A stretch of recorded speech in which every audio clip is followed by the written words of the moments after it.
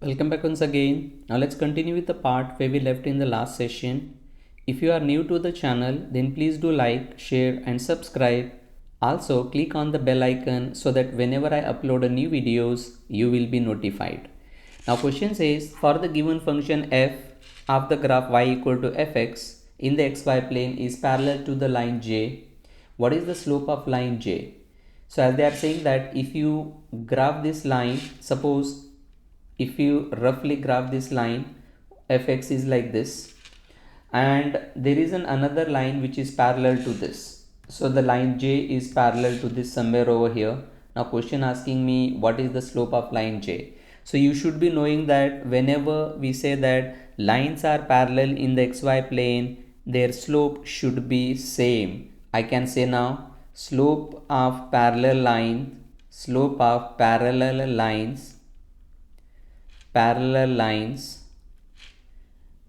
is same.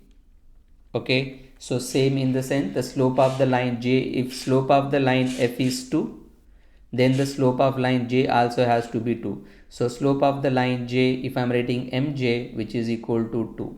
So this is, you have to type it as 2 in the like filling the blank. For group of 25 or more people, a museum charges $21 per person for the first 25 people and $14 for each additional person. Which function f gives the total charges in dollar for a tour group with n people where n is greater than or equal to 25? So we are asked us to set up a function f of n equal to, as they clearly said, for first 25 people the museum gonna charge $21 per person. So that is the total charge for first 25 people will be 25 times 21 plus for additional number of people they're gonna charge $14. That is 14 times total number of people minus 25. If you say there are n number of people have been attempted, first 25 we already counted and the remaining are n minus 25. So that would be the equation. So 25 times 21, what you gonna get? 25 times 21, that gives us 525 plus 14n. I'm distributing it, 14n minus 14 times 25. So 14 times 25, it's gonna be minus 350. So you can simplify it further as I'll be writing in this order: 14n plus 525 minus 350, that gives me plus 175. So this will be the function which will be used to model 14n plus 175. Makes sense with option A. So we are just asked to set up an equation for this. The table above shows the population of Greenleaf, Idaho for the year 2000 and 2010. If the relationship between the population and year is linear, which of the following function P models the population of Greenleaf T years after 2000?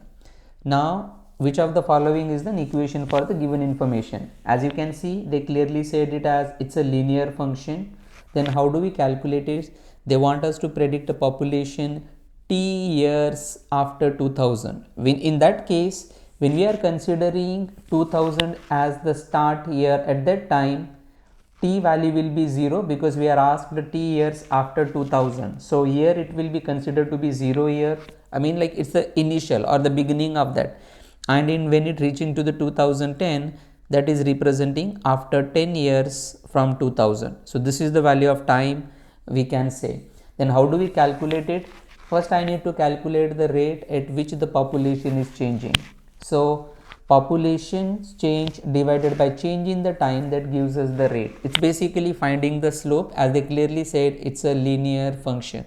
How do you find it up? So if I'm writing y equals to mx plus b, I need to know what is the slope, which is the rate. And how do we find it? We find it as m equals to y2 minus y1 divided by x2 minus x1. So if you are assigning this as the initial value of x1, this is gonna be y1, this is gonna be x2, then y2. Substitute them. You can assign any other pair as x1, y1, doesn't matter. Okay. So in that case, y2 is gonna be 846 minus y1 value is 862 divided by x2 is gonna be 10 minus x1 is gonna be 0. See, you can also substitute t1 t as 2000, x2 as 2010 and x1 as 2000, still gives me the same answer. Okay, but as we are asked to after t years, so initially I'm considering 2000 as the initial year, so that is the beginning. So that gives us the slope. What value you gonna get slope? Just put it in the calculator and see. Type as it is in the Desmos. What are the values we have? 846 minus 862 divided by 10 minus 0. So that is 846 minus 862 divided by 10 minus 0, 10 minus 0 which is 10. I'm getting that rate of change is going to be negative 1.6. So I'm getting that slope as negative 1.6. So if I model the equation for it, as they are writing in terms of population as P of t equal to negative 1.6 times the t, because by this value the population is decreasing per year, plus what was the initial value? Initial value of population when the time was 0, the population was 862. That itself says initial value or y-intercept for that. So because 2000 is considered as an initial year, so for this calculation, so after that we get it as y-intercept in this case as 862. Makes sense. Which option? 862 minus 1.60. Yes, makes sense with option A. So that is how you can predict the right answer for the equations and the given table of data. A linear function f gives the company's profit in dollars for selling X items. The company's profit is $220 when it sells 8 items, and its profit is $320 when it sells 10 items. Which equation defines f? So again simple, you can solve it in terms of finding the rate, or when you substituting the value of x as 10, you should get answer as 320. When you substitute the value of x as 8, you should get answer as 220. So which option gives me the same? That would be the answer. Either you can try it by finding their slope and initial value which is y-intercept, or you can just do it by trial error. Let me do directly by trial error rather than finding a slope. When you substitute a value of x as 8 in the module, you should get 220. Let me start with the first. Okay, so 150 multiply with 8 is minus 320. What value I am getting? I am getting 880, which is wrong. So when you substitute x as 8 in the second, that is 32 times, that is I can say 32 multiply with 8, I am getting 256. I supposed to get 220. This is also be wrong. The next one is 50x minus 10x. 50x is basically 50 times 8 minus 10 times 8. Now what we are getting? We are getting minus 320. That is also be wrong. Then definitely D is the answer. See, I am just checking it like for one value. If one value works, then you have to try for the another. If multiple options works for the some value which are same, then you have to try with other value from the remaining one. So here if you want to clarify, that is 50 times 8 minus 180, that gives me 220. As you can see, when x is 8, that function's value should be, profit should be 220. Makes sense with option D. Which of the following is the graph of the equation y equal to 2x minus 5 in the xy plane?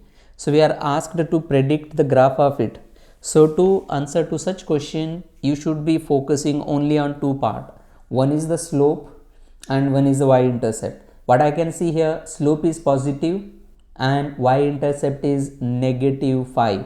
So which graph gives me y-intercept as negative 5? So this graph is giving y-intercept as positive. So this is cannot be the answer. This graph is having negative slope and y-intercept as negative 5, but the slope is negative, so that's why it cannot be. As I already told before, if the line is given like this, such line has a slope to be negative, and if the line is increasing like this, such line has slope to be positive. And any line parallel to x-axis, which we call it as horizontal, such line has zero slope, and any line which is parallel to y-axis, which we call it as vertical, their slope is undefined, does not exist. So these are the things you need to know.